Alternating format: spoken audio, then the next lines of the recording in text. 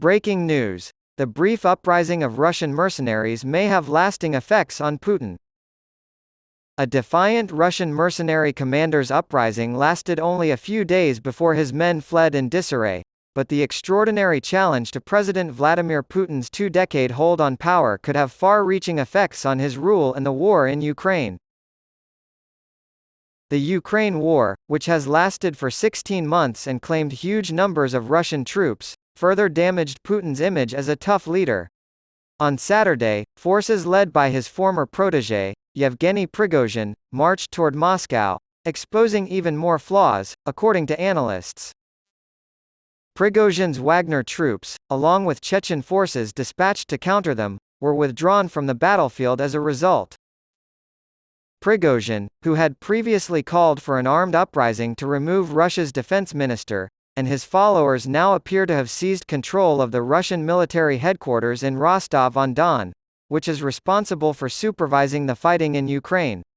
They were then able to proceed toward Moscow with little resistance.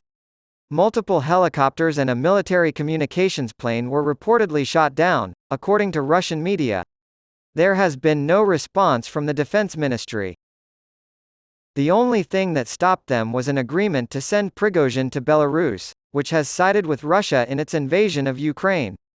Kremlin spokesman Dmitry Peskov said that charges against Prigozhin would be dropped, and the general had already ordered his troops back to their field camps. Wagner fighters who participated would not face prosecution, and those who did not would be offered contracts by the defense ministry, the government said.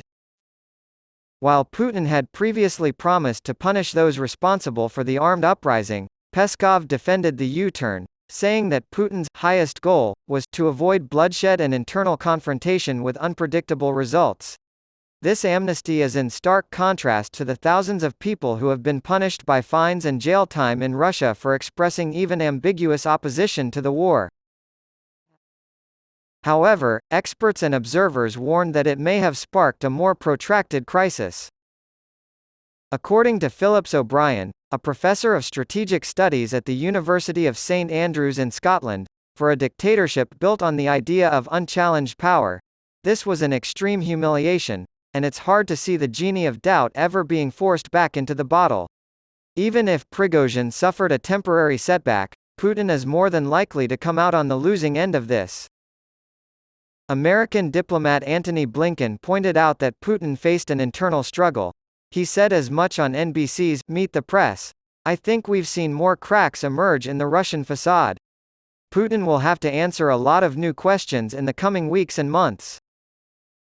Since the Kremlin announced the deal, Prigozhin has been silent after releasing a series of audio and video updates during his revolt.